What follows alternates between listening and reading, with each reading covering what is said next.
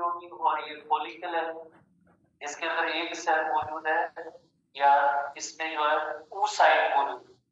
इसके बाहर जो है प्राइमरी फॉलिकल के बाद जो सेकेंडरी फॉलिकल बनता है तो थोड़ी सी स्पेस या कैविटीज भी बनती है। इसके अंदर जो कैविटी या स्पेस जो होते हैं, कैविटी या स्पेस है, और प्लस में सेल्स का एक लेयर होता है that is called granulosa cells. Granulosa cells थोड़े से डेवलप ज्यादा होंगे और एक स्पेस भी होगा। इस फॉलिकल को कहेंगे secondary follicle. Secondary follicle, primary follicle से सेकेंडरी फॉलिकल बनेगा। अब एफएसएच के एक्शन के अंदर इस सेकेंडरी फॉलिकल से आगे नेक्स्ट जो होगा टर्शियरी फॉलिकल होगा। टर्शियरी फॉलिकल, सेकेंडरी फॉलिकल से आगे टर्शियरी फॉलिकल, जरा उसकी साइज भी बड़ी होगी और उसके अंदर एक बहुत ही बड़ी अंदर स्पेस या कैविटी भी बन जाएगी। इसके अंदर एक स्पेस गैप या कैविटी भी थोड़ी बड़ी होगी। कैविटी या स्पेस एक बड़ा बन जाएगा और ग्रेन्युलोसा सेल्स भी होते हैं। Also there are granulosa cells भी मौजूद होते हैं।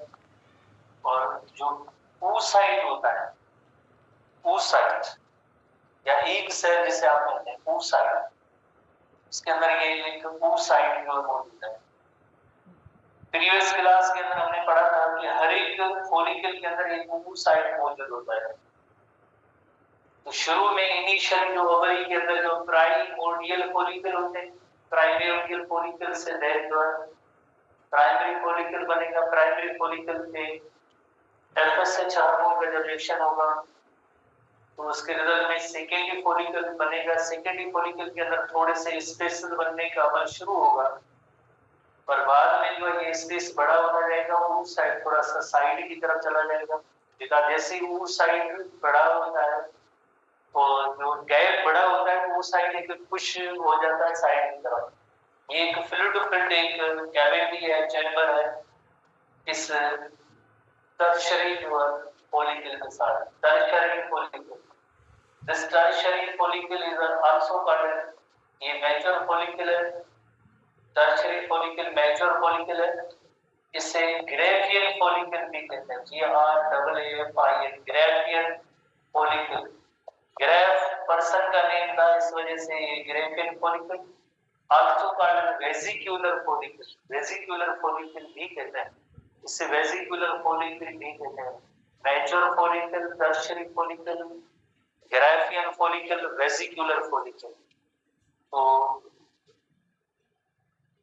जैसे हम इसकी थोड़ी सी पॉइंट्स बनाते हैं, जैसे ह्यूमन फीमेल ओवरी, जब भी ऐसी फीमेल बेबी जिसकी एज 11 to 13 इयर्स होती है तो उसके बाद जैसे क्या होता है कि लाइक उसके अंदर जो है 1 egg cell is produced per month or 28 days, पर मंथ और 28 डेज के अंदर एक सेल प्रोड्यूस होगा फ्रॉम अल्टरनेट ओवरी।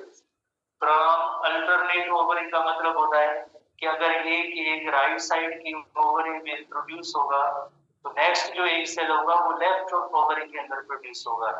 तब तक जब उस फीमेल की एज जो है 40 to 50 ईयर्स तक होती है तब तक जो है इस तरह से जो है एक सेल प्रोड्यूस होने का अमल जारी होता है।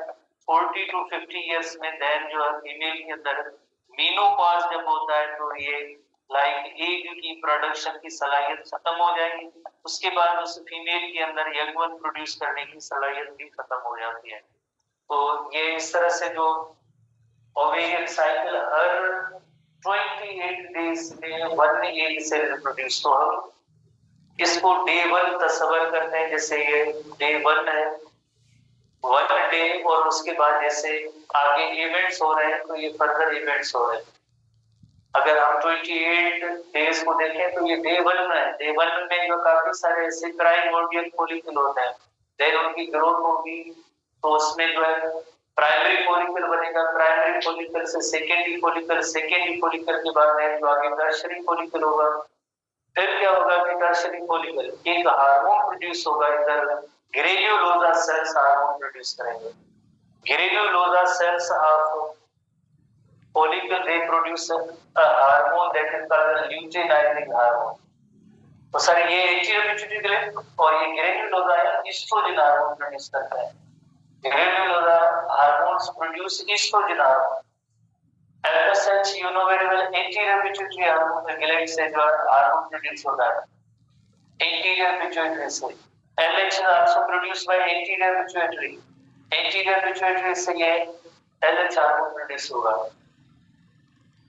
तो ग्रेन्युलोसा सेल से जब ईस्ट्रोजन हार्मोन प्रोड्यूस होने लगेगा, ग्रेन्युलोसा सेल से ईस्ट्रोजन हार्मोन प्रोड्यूस होगा, ऐसा ऐसा FSH जो आप स्टॉप हो जाएगा. FSH स्टॉप हो जाएगा और LH के रिलीज होने का अमल शुरू होगा.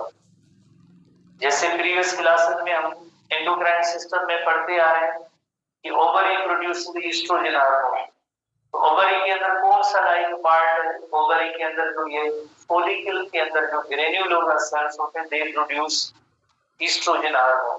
तो जैसे ही ग्रेन्युलोसा सेल्स जो ईस्ट्रोजन हार्मोन प्रोड्यूस करेंगे तो FSH की सीक्रेशन को इनहिबिट करेंगे और LH की सीक्रेशन को रिलीज कराएंगे. LH का लाइक रिलीज होने का अमल तभी पॉसिबल होता है जब FSH की सीक्रेशन स्टॉप होगी. FSH की सीक्रेशन को कौन स्टॉप करता है? जब ब्लड के अंदर ईस्ट्रोजन लेवल बढ़ने लगती है तो FSH की सीक्रेशन बंद होने लगती है और बदले में जैसे आगे LH का रिलीज होने का अमल जारी होता है. अब ये जो 14th डे 28th डे में डे 14 यानी mid of the cycle, ovarian cycle का mid of the cycle, mid that is the 14th day, day 14, उसमें ये फॉलिकल जो है रप्चर हो जाएगा. Now follicle becomes ruptured.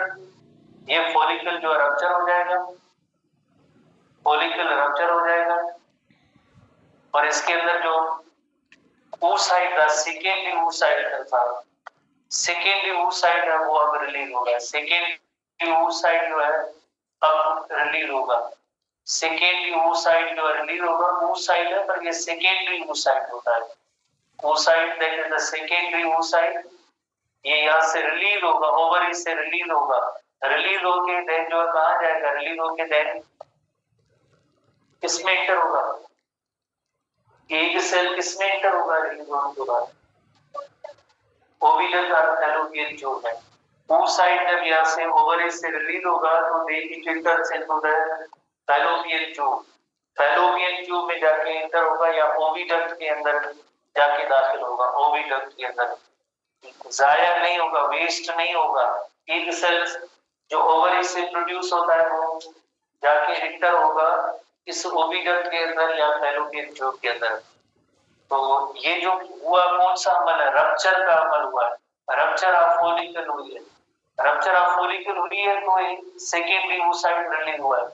Rupture का अमल क्यों हुआ है? बिकॉज जैसे अंदर गैप या कैविटी या स्पेस है, फ्लूइड कैविटी गैप या स्पेस इंक्रीज हुआ है तो रप्चर ऑफ द फॉलिकल हुआ है. किसके इन्फ्लुएंस में? Under the influence of LH hormone. LH hormone के इन्फ्लुएंस में ये जो लाइक कैविटी फ्लूइड कैविटी इसके अंदर ज्यादा फ्लूइड आ गई. अब देन जो क्या हुआ, इसने जो इस फॉलिकल को रप्चर किया. रप्चर करने से ये जो oocyte होता है वो ओविडक्ट के अंदर चला जाता है under the influence of LH hormone. इस प्रोसेस को release of egg from ovary is called ovulation. इस प्रोसेस को हम कहेंगे ovulation. Release of egg from ovary is called ovulation. Release of egg from ovary is called ovulation. इस process को कहेंगे ovulation. The release of egg from ovary is called ovulation under the influence of LH hormone. LH hormone के influence में LH hormone is responsible for ovulation. Ovulation होगी, egg cell release होगा, जाके चला जाएगा ओविडक्ट के अंदर. अब रिमेनिंग जो ये रप्चर्ड फॉलिकल है, now this ruptured follicle is filled with a yellow mass. Ruptured follicle is filled with a yellow mass. अब ये ruptured follicle है, yellow mass से भर जाएगा. Ruptured follicle is filled with yellow mass. होते actually sales हैं और उनकी जो कलरेशन जो अपीयर होती है वो येलोइश कलर होती है. तो हम इसे कहेंगे कि ये एक येलो मास से भर जाता है. Ruptured follicle is filled with yellowish mass that is called as corpus luteum. called as carpus luteum. Carpus luteum. Carpus luteum. Carpus की मीनिंग होती है बॉडी होती है। ल्यूटियम लफ्ज का मतलब होता है येलोइश बॉडी, येलोइश मास उससे भर गया है। अब कार्पस ल्यूटियम अपना एक और अलग हार्मोन, नया हार्मोन प्रोड्यूस करेगा। कार्पस ल्यूटियम कौन सा हार्मोन प्रोड्यूस कर सकता है? You know very well, progesterone hormone. जैसे हम ओवरऑल पढ़ते हैं, जब हमने एंडोक्राइन सिस्टम पढ़ा था, oestrogen and progesterone hormone are produced by ovary, generally हमने ऐसे पढ़ा था। पर ये प्रोजेस्टेरोन हार्मोन कौन प्रोड्यूस करेगा? Progesterone hormone is produced by carpus luteum. Carpus luteum क्या है? जब फॉलिकल रप्चर हो गया था, एक सेल रिलीज हुआ था, तो अब जो है येलो मास से भर गया है, this is called carpus luteum. उससे लेंगे कार्पस ल्यूटियम। फॉलिकल रप्चर हो गया, एक सेल चला गया ओविडल के अंदर, बाकी जो रप्चर्ड फॉलिकल अब येलो मास से भर गया, इसे लेंगे कार्पस ल्यूटियम। अब हम जो टाइम नोट करेंगे, ये जो 15th डे का है, 15 डे से आगे नेक्स्ट जो टाइम है आगे बढ़ रहा है, और देन जो है 28th डे पे, 28th डे पे ये जो फॉलिकल होता है ये डीजनरेट हो जाएगा, डीजनरेट हो जाएगा, वो कार्पस ल्यूटियम डीजनरेट हो जाएगा 28th डे पे। 28th डे पे कार्पस ल्यूटियम डीजनरेट होगा।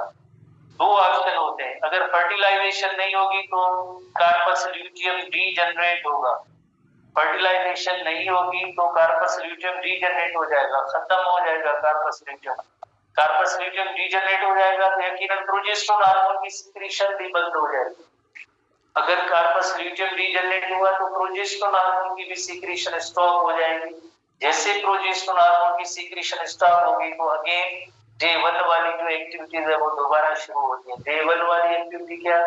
प्राइमोर्डियल फॉलिकल से आगे primary follicle, then secondary follicle, then tertiary follicle, जिसे ग्रैवियन और मैच्योर फॉलिकल कहते हैं।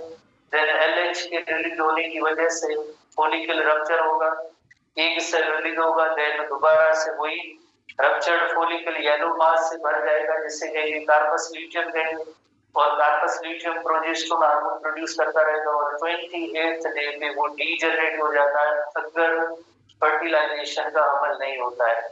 तो इस तरह से ये जो है नेक्स्ट मंथ, यानी एक मंथ पे राइट ओवरी में अगर ये ऐसे इवेंट्स होते, नेक्स्ट मंथ जो है लेफ्ट ओवरी के अंदर सेम इसी तरह से रिपीटेड इवेंट्स होते रहते हैं। किस एज से 11 to 13 ईयर से लेकर फीमेल की जो है 40 और 50 ईयर्स तक, ये फीमेल की एक रिप्रोडक्टिव एज होती है। इसी एज के दौरान जो है female is capable of reproducing young one, producing egg cell. उसके बाद जो है एग सेल की प्रोडक्शन जो है बिल्कुल बंद हो जाएगी, स्टॉप हो जाएगी, मेनोपॉज जिसे कहते हैं, तो फिर उसके बाद एग सेल नहीं प्रोड्यूस होगा। तो 11 to 13 ईयर से लेकर 40 to 50 ईयर्स तक तकरीबन 450 जो फॉलिकल्स मैच्योर होते हैं इन हर रिप्रोडक्टिव एज, बाकी सारे डीजनरेट हो जाते हैं। तो इधर देखिए 4-5 जो फॉलिकल जो स्टार्ट हुआ था इनको मैच्योर होने का लाइक प्रोसेस स्टार्ट हुआ था, first one follicle becomes mature, पर एक ही फॉलिकल होता है जो मैच्योर होता है, देन उसी में से जो है एक सेल रिलीज होता है, यही ruptured follicle then endocrine structure बन जाती है। एंडोक्राइन स्ट्रक्चर क्यों हुआ है? Because of ruptured follicle endocrine structure बन जाती है। तो फिर भाई एंडोक्राइन स्ट्रक्चर किस बुनियाद पे हम कह रहे हैं कि ये endocrine structure, carpus luteum is endocrine structure because it produces progesterone hormone. Progesterone hormone जो प्रोड्यूस कर रही है, तो हम इस स्ट्रक्चर को कहेंगे कि ये जो है एंडोक्राइन स्ट्रक्चर है, क्योंकि हार्मोन प्रोड्यूसिंग स्ट्रक्चर जो है वो एंडोक्राइन जिसे कहते हैं। तो दो ऑप्शन होते हैं, जैसे एक ऑप्शन कि अगर फर्टिलाइजेशन ना हो तो कार्पस ल्यूटियम डीजनरेट होता है, अगर दूसरा ऑप्शन है कि फर्टिलाइजेशन हुई है, अगर फर्टिलाइजेशन हुई है, स्पर्म जो है इस एक सेल को स्पर्म मिला है, फर्टिलाइजेशन हुई है, क्या अजम्पशन हम करते हैं कि यहाँ पे जो फर्टिलाइजेशन का अमल हुआ है। अगर फर्टिलाइजेशन होती है, इफ फर्टिलाइजेशन अकर्स, क्योंकि ओव्यूलेशन के बाद जो है एक सेल तो चला गया ओविडक्ट के अंदर, तो मे भी वहां पे फर्टिलाइजेशन हो भी सकती है। उस फीमेल को जैसे अगर स्पर्म मिला तो एक सेल फर्टिलाइज हो सकता है फर्टिलाइजेशन में अगर फर्टिलाइजेशन हो सकती है। इफ फर्टिलाइजेशन अकर्स, अगर फर्टिलाइजेशन होती है तो ये कार्पस ल्यूटियम 3 मंथ्स तक रहेगा। अगर फर्टिलाइजेशन होती है तो कार्पस ल्यूटियम तकरीबन 3 मंथ्स तक रहेगा। क्यों रहेगा? बिकॉज प्रोजेस्टेरोन हार्मोन प्रोड्यूस होता रहेगा। फायदा, प्रोजेस्टेरोन हार्मोन अगर ब्लड के अंदर मौजूद है तो एफएसएच रिलीज नहीं हो सकता है, एफएसएच रिलीज नहीं हो सकता है। अगर प्रोजेस्टेरोन नहीं होता है तो दोबारा से एफएसएच रिलीज होगा और दोबारा से एक नया ओवेरियन साइकिल स्टार्ट हो जाएगा। तो एक नेचुरल मैकेनिज्म है, एक फीडबैक मैकेनिज्म है। जब तक ब्लड के अंदर प्रोजेस्टेरोन हार्मोन मौजूद है तो एफएसएच रिलीज नहीं होगा। आगे एफएसएच कब बंद होता है? एफएसएच तब बंद होता है जब ईस्ट्रोजन की लेवल बढ़ जाती है, तो एफएसएच बंद हो जाएगा। ईस्ट्रोजन लेवल की बढ़ने की वजह से एलएच का अमल जो है वो स्टार्ट हो जाता है। एफएसएच पहले ही बंद हुआ because of rising level, high level of oestrogen hormone. High level of oestrogen hormone एक स्टिमुलस था जिसकी वजह से एलएच हार्मोन रिलीज हुआ। एलएच हार्मोन की वजह से ओव्यूलेशन हुई। ओव्यूलेशन के बाद जो रप्चर्ड फॉलिकल है वो येलो मास से भर गया। येलो मास से भर गया तो उसने एक नया अपने एक हार्मोन प्रोड्यूस किया, प्रोजेस्टेरोन हार्मोन। जैसे हमने चैप्टर जो है एंडोक्राइन सिस्टम के अंदर पढ़ा था, प्रोजेस्टेरोन हार्मोन का क्या फंक्शन पढ़ा था? It maintains pregnancy. कैसे? तो इस तरह से मेंटेन प्रेगनेंसी, बिकॉज दोबारा से दूसरे एफएसएच भी रिलीज नहीं होंगे और एक सेल भी रिलीज नहीं होंगे, और जो प्रेगनेंसी हुई है उसको मेंटेन करवाना। अगर एफएसएच रिलीज हो या ये दोबारा से ये अमल स्टार्ट हो जाए तो प्रेगनेंसी मेंटेन नहीं हो सकती है। तो इसलिए जरूरी होता है कि जैसे ये कार्पस ल्यूटियम पहले 3 मंथ्स तक रहे और प्रोजेस्टेरोन हार्मोन प्रोड्यूस करे। प्रोजेस्टेरोन हार्मोन जब तक होगा तो एक नई प्रेगनेंसी, जैसे आप नई फर्टिलाइजेशन उसमें नहीं हो सकती है। उसके बाद क्या होगा? ये ऐसा प्रोजेस्टेरोन हार्मोन कौन प्रोड्यूस करेगा? स्टूडेंट बताएं, अगर रिसेंटली आपने टेस्ट दिया, आपने पढ़ा है प्रोजेस्टेरोन, अगर आप कहते हैं 3 मंथ्स तक अगर ये कार्पस ल्यूटियम बनता है, आप बताएं प्लेसेंटा का एग्जैक्टली प्लेसेंटा का जो हार्मोन प्रोजेस्टेरोन प्रोड्यूस करेगी, आगे पढ़ा है नहीं पढ़ा? वो ये अदर एंडोक्राइन ग्लैंड की जो हेडिंग के अंदर फिर जो 3 महीनों के बाद, जैसे अगर प्रेगनेंसी के बाद अगर कार्पस ल्यूटियम रीजनरेट हो जाता तो उस वक्त देर जो प्लेसेंटा, जो प्रेग्नेंट वुमेन की जो प्लेसेंटा बनती है तो वो देन ऐसे हार्मोन प्रोड्यूस करके फर्दर जो है प्रेगनेंसी को मेंटेन कराने के लिए जो हार्मोन होंगे वो प्लेसेंटा रिलीज होंगे। प्लेसेंटल जो है वो प्रोजेस्टेरोन होगा वो, क्योंकि कार्पस ल्यूटियम नहीं होता है जो प्रोजेस्टेरोन हार्मोन रिलीज करता है। जब कार्पस ल्यूटियम रीजनरेट होगा तो जाहिर है अब ऐसा हार्मोन जो देन जो प्लेसेंटा प्रोड्यूस करेगा। तो इस तरह से जो है ये एक साइकिल होता है जिससे कहते हैं ओवेरियन साइकिल कहते हैं। तो अब हम इसकी थोड़ी रीडिंग करेंगे। बस आज ओवेरियन साइकिल, ओवेरियन साइकिल ही आज हम पढ़ेंगे, तो इसकी हम रीडिंग करते हैं ओवेरियन साइकिल। और बहुत ही इंपॉर्टेंट क्वेश्चन है, हार्मोन्स के भी हवाले से भी, इवेंट्स के भी हवाले से थोड़ा सा आपको नोट भी करेंगे, ठीक है ना? तो 158 पेज पे आप आएंगे, 158 पेज पे ओवेरियन साइकिल है। Human females do not undergo a seasonal estrus cycle. Seasonal estrus cycle. काफी सारे ऐसे मैमल्स होते हैं जो थ्रू आउट द ईयर जो है साल के अंदर एक बार या 2 बार उनकी ब्रीडिंग सीजन होती है। काफी सारे ऐसे मैमल्स होते हैं जो through out the year 1 time और 2 टाइम उनकी जो ब्रीडिंग होती है, जैसे बफेलो है, काउस है, गोट्स हैं, डॉग्स हैं, कैट्स हैं। हालांकि उनकी मेल और female animal they live together but they do not reproduce at all.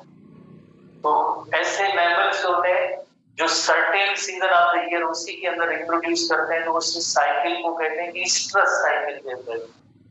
Oestrus cycle लफ्ज इस वजह से यूज हुआ है बिकॉज एक 5-6 दिनों का एक स्पेसिफिक टाइम होता है फीमेल के अंदर जो ईस्ट्रोजन हार्मोन की लेवल ज्यादा होती है। ईस्ट्रोजन हार्मोन की लेवल जब इंक्रीज लेवल होती है तो उसके अंदर काफी सारी बिहेवियरल चेंजेस आती है। इन बिहेवियरल चेंजेस को जो उन जानवरों के मार्कर जो होते हैं वो भी ऑब्जर्व कर सकते हैं कि इसमें जो इस तरह की जो बिहेवियर चेंजेस है। जो मेल मेंबर्स होते हैं वो भी उसको जो है सेंस कर लेते हैं, देन जो उनकी ब्रीडिंग होती है। Otherwise through out the year male female animals they live together but they do not reproduce at all. तो ऐसे एनिमल्स को अंदर जो है ईस्ट्रोसाइड बिकॉज़ ऑफ ईस्ट्रोजन हार्मोन उस टाइम पे बड़ा ज्यादा ही रिलीज होता है। तो अंडरगोस, ठीक है, do not undergo, human female do not undergo seasonal oestrus cycle as lower animals do. जैसे लोअर मैमल्स में ईस्ट्रस साइकिल होता है ऐसा नहीं है ह्यूमन फीमेल के अंदर। इंस्टेड उसके बनस्पत क्या है, one egg is release from an ovary once about 28 days. उसके मुकाबले में जैसे one egg is released per month और 28 days from alternate ovary. This is often called the ovarian cycle और इस साइकिल को कहेंगे ovarian cycle। साइकिल लफ्ज इस वजह से होता है बिकॉज जैसे अगर 28 डे हो गए तो डे 1 वाले इवेंट से स्टार्ट होंगे, डे 1 वाले इवेंट स्टार्ट होंगे और नेक्स्ट भी जैसे जो ओवेरियन साइकिल होगा तो उसके अंदर भी ये सेम इवेंट्स होते हैं। अगर सेम इवेंट्स होते हैं कौन से डे में कौन सा हार्मोन या फॉलिकल की क्या स्ट्रक्चर होती है, सिमिलर वही इवेंट्स होते हैं तो हम उसे कहेंगे ये साइकिल की इवेंट्स है। साइकिल जैसे साइकिल और साइकिल की इवेंट्स। नेक्स्ट पेज पे आएंगे ovarian cycle includes changes in ovarian follicle to secondary follicle and finally to the vesicular or Graafian follicle। ये जो टर्शियरी फॉलिकल है, जो मैच्योर फॉलिकल है, ग्राफियन फॉलिकल है या वेसिकुलर जैसे जगह नहीं पर आप नोट करेंगे ये वेसिकुलर फॉलिकल भी जिससे आल्सो कॉल्ड वेसिकुलर फॉलिकल। इस वेसिकुलर फॉलिकल को हम कैसे यहाँ पे नोट कर सकते हैं, इसी पेज में जो तस्वीर है उसके अंदर आपको ये सारे टर्म्स नजर आएंगे। वेसिकुलर फॉलिकल कौन सी टर्म नजर आएंगे तस्वीर के अंदर आप देखेंगे। जैसे एक येलो जो लाइन है, येलो लाइन का मतलब होता है जब एक फीमेल बेबी मदर की बॉडी के अंदर डेवलप होती है तो ये सारी चीजें बाई बर्थ पैदाइशी जो चीजें होती है, पैदाइशी ओवरी उसके अंदर होती है, फीमेल बेबी के अंदर ओवरी होगी तो उसके अंदर क्या होगा, उसके अंदर जैसे ये changes at the time of जैसे बर्थ ये पहले से हो चुके हैं।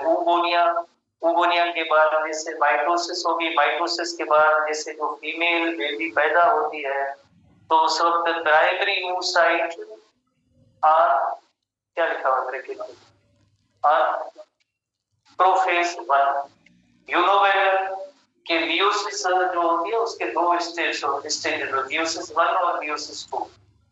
तो जब भी फीमेल बेबी का जन्म होता है तो उस वक्त उसकी ओवरी जो होगी उसके अंदर जो मियोसिस 1 के अंदर ये ऐसे एक सेल अरेस्टेड होते हैं। फिर एक छोटी सी लाइन जो एक कलर जो नजर आ रहा है तो इसका मतलब ये है कि क्या थोड़ा सा बताएं देखिए जी। चाइल्ड होगी जाहिर है। अब उसके बाद जो बच्ची जो लाइफ तकरीबन 10-11 सालों तक जो है उसके अंदर कोई चेंज नहीं होगी। जैसे ये 11 या 13 साल की होगी उसके बाद की जो चेंजेस है रिमेनिंग ये ब्लू कलर जितना भी नजर आ रहा है तो ये सारे oogenesis के जो इवेंट्स होंगे तो 13 साल के बाद के इवेंट्स हैं। मियोसिस 1 में पहले ही वो अरेस्टेड थे तो जब मियोसिस 1 होगी तो प्राइमरी उसके रिजल्ट में क्या प्राइमरी oocyte जो अब पहली मियोसिस 1 डिवीजन जब कंप्लीट होगी तो कितने सेल बनते हैं। जैसे आपने मियोसिस मेल बोनेट पढ़े तो फर्स्ट मियोसिस डिवीजन होती है तो दो सेकेंडरी स्पर्मेटोसाइट बनते हैं। प्राइमरी स्पर्मेटोसाइट से सेकेंडरी दो स्पर्मेटोसाइट बनते हैं जब मियोसिस 1 होती है। तो फीमेल के अंदर जब मियोसिस 1 कंप्लीट होगी तो एक सेकेंडरी oocyte और एक स्मॉलर सेल बनेगा, एक सेकेंडरी oocyte बनेगा, एक स्मॉलर जो पोलर बॉडी बनेगी, एक सेल है पोलर बॉडी। मियोसिस 1 जब कंप्लीट होगी, मियोसिस 1 जब कंप्लीट होगी तो सेकेंडरी oocyte बनेगा और एक पोलर बॉडी बनेगी। काफी सारे बुक्स है उसके अंदर ये लिखा हुआ है कि सेकेंड जो पोलर बॉडी है ये इधर ही इसका डेथ हो जाएगा। फिर जब मियोसिस 2 किसमें होगी, मियोसिस 2 का अमल किसमें होगा, सेकेंडरी oocyte। सेकेंडरी oocyte कब होगा, जब स्पर्म की एंट्री होगी इसके अंदर। तस्वीर के अंदर आपको नजर आ रहा है जैसे ये स्पर्म है तो बहुत ही इंपॉर्टेंट सवाल, जब ओवरी से एक सेल रिलीज होगा तो उस वक्त ये सेकेंडरी oocyte होता है, सेकेंडरी oocyte रिलीज होकर ओविडक्ट में आएगा। देन जो स्पर्म अगर इसको मिलता है तो एक और स्पर्म की यूनियन होगी, देन जो सेकेंडरी oocyte से क्या बनेगा, एक ओवम और पोलर बॉडी बनेगी, एक ओवम और एक पोलर बॉडी। तस्वीर में आपको आखिर में बिल्कुल नजर आ रहा है कि अगर इस सेकेंडरी oocyte को स्पर्म यूनाइट होगा तो देन उसमें एक मैच्योर ओवम और एक पोलर बॉडी नजर आए बनेगी। और इसको जो आखिरी डायग्राम के अंदर आखिरी जो सेक्शन है इसके अंदर आप फॉलिकल्स की हेडिंग्स देखें। सबसे पहले प्राइमोर्डियल फॉलिकल होता है, primordial follicle at the time of females birth, बहुत ही स्मॉलर साइज का जो एक फॉलिकल होता है उसके अंदर प्राइमरी oocyte मौजूद होता है, प्राइमरी oocyte मौजूद होता है। फिर चाइल्डहुड की एज है, चाइल्डहुड के बाद इसी प्राइमरी oocyte से सेकेंडरी oocyte बनता है, प्राइमोर्डियल से प्राइमरी oocyte, प्राइमरी oocyte से secondary oocyte। You know very well secondary oocyte as क्या 11 to 13 ईयर होती है, तो देन उसके बाद एफएसएच बोनेरुल जीएनआरएच रिलीज होगा हाइपोथैलेमस से, वो स्टिमुलेट करेगा एंटीरियर पिट्यूटरी ग्लैंड को, और anterior pituitary gland then FSH produce करेगा, और एफएसएच के इन्फ्लुएंस में सेकेंडरी फॉलिकल बनेगा। सेकेंडरी फॉलिकल के अंदर ग्रेन्युलर सेल्स, काफी सारे ग्रेन्युलर सेल्स होंगे, और इसके अंदर थोड़े से कैविटीदार बैग या स्पेस बनने का अमल वो भी शुरू होगा। हालांकि इसके अंदर भी जैसे oocyte मौजूद है, ये भी oocyte मौजूद है, ये भी oocyte मौजूद है, पर फॉलिकल्स की साइज में इंक्रीज हो गया। इधर इन फॉलिकल्स के अंदर ऐसी कैविटीज नहीं है, ग्रेन्युलर सेल्स भी इतने नहीं है, तो ये चेंजेस होगी जिससे हमें सेकेंडरी फॉलिकल कहेंगे। सेकेंडरी फॉलिकल के बाद जो आप देखें देन जो है क्या बनेगा, मैच्योर और ग्रेफिन फॉलिकल बनेगा, देन जो बनेगा मैच्योर और ग्रेफिन फॉलिकल। फिर देखें आप एलएच के इन्फ्लुएंस में, तस्वीर के अंदर आप देखें एलएच के इन्फ्लुएंस में, under the influence of LH, तो जैसे ये फॉलिकल रप्चर हुआ और रप्चर होने की वजह से ये सेल रिलीज हुआ है। तो इसको जो टाइम कौन सा लगा, एग रिलीज होने का time mid of the ovarian cycle, that is the 14th day पे जो ओव्यूलेशन का अमल होता है। उसके बाद ये रप्चर्ड फॉलिकल जो होता है वो येलो मास से भर जाता है, जिससे कहेंगे कार्पस ल्यूटियम कहेंगे, जो प्रोजेस्टेरोन हार्मोन प्रोड्यूस करेगा, और 28th डे पे ये कार्पस ल्यूटियम डीजनरेट हो जाएगा और साइकिल दोबारा शुरू होगा। तस्वीर के अंदर आप देखिए इस पॉइंट पे आपको एक व्हाइटिश बॉडी नजर आ रही है, शायद आप ऑब्जर्व कर पाए या ना कर पाए, एक व्हाइटिश बॉडी है। व्हाइटिश बॉडी का नेम होता है कार्पस अल्बिकन्स, कार्पस अल्बिकन्स। जैसे ये कार्पस ल्यूटियम है और ये है कार्पस अल्बिकन्स, व्हाइटनिंग बॉडी और व्हाइट बॉडी। जब भी कार्पस ल्यूटियम डीजनरेट होगा तो आखिर में ओवरी पे ऐसे व्हाइट किस्म की स्कार्स प्रेजेंट होगा, जिसे हम कहते हैं कार्पस अल्बिकन्स कहते हैं। ये एक इंडिकेशन है कि कार्पस ल्यूटियम जो है डीजनरेट हुआ है, तो उसका एक निशान रह जाता है जिससे कहेंगे कार्पस अल्बिकन्स है। तस्वीर के अंदर शायद ऐसी 158 पेज पे जो थोड़ी सी अगर आप ऑब्जर्व करेंगे तो कार्पस लेबलिंग नहीं है पर कार्पस अल्बिकन्स नजर आए, नहीं लेबलिंग नहीं पर कार्पस अल्बिकन्स मौजूद है। आप कर सकते हैं 2-3 दिनों से ऑनलाइन ये पढ़ा है ना, इसमें जो लेबल पार्ट नहीं है आप दूसरे स्टूडेंट को बता दें अगर आपने देखा है तो। नहीं उसमें लेबलिंग नहीं है, पढ़ा है ठीक है ना, वो लेबलिंग नहीं है, लेबल नहीं है, ठीक है ना, लेबल पार्ट नहीं है पर कार्पस अल्बिकन्स लेबल पार्ट नहीं। तो नेक्स्ट पेज पे है सर मुमताज साहब ने, तो ovarian cycle include changes in ovarian follicle to secondary and finally to the vesicular or Graafian follicle. It is under the regulation of FSH hormone and luteinizing hormone. तो ये सारा process दो hormone FSH और LH के under होता है, which are secreted by anterior pituitary gland, and you know very well both of these hormones are produced by anterior lobe of the pituitary gland. The primary follicle is comprised of primary oocyte, अगर जो primary follicular तो उसके अंदर primary oocyte है, जैसे अभी हमने इस डायग्राम नीचे वाले डायग्राम में देखा था। On the other hand secondary follicular is characterised by presence of follicular fluid pools। ऐसी फ्लूइड कहाँ पे होती है? तो ये जो फ्लूइड होती है ऐसे स्पेशल कैविटी होती है, उनके अंदर जो फ्लूइड मौजूद होती है, और जैसे ये कैविटी बड़ी होगी तो उसकी वजह से टेंडर रप्चर होगा, पर under the influence of LH hormone, ठीक है, दैट सराउंड्स टू साइड। अब देखो ये जो ऐसा स्पेस है दैट सराउंड्स टू साइड, एक तरफ आ गया है, तो vesicular follicle is characterised by the presence of a cavity. अब देखो इसके अंदर जो एक बड़ी कैविटी है, vesicular mature follicle, graafian follicle, उसमें एक बड़ी कैविटी मौजूद है, फ्लूइड फिल्ड है, which gradually increases in size until the follicle which protrudes outward on the surface of the ovary। इसका मतलब है वो follicle रप्चर होगा, रप्चर होगा तो देन एक सेल रिलीज होगा। होपफुली आपने इसको सीखा होगा, घर जाके 10-15 मिनट इसको आप टाइम देंगे। बुक के अंदर इतनी अच्छी डायग्राम वगैरह नहीं है, और बहुत ही इंपॉर्टेंट क्वेश्चन होगा आगे। आप यकीनन थोड़े आप परेशान हो गए, अदरवाइज जब टेस्ट का टाइम होता है आप आज से ही देखेंगे कौन सा हार्मोन कब कौन सा डेट, इस तरह के इवेंट्स को होता है।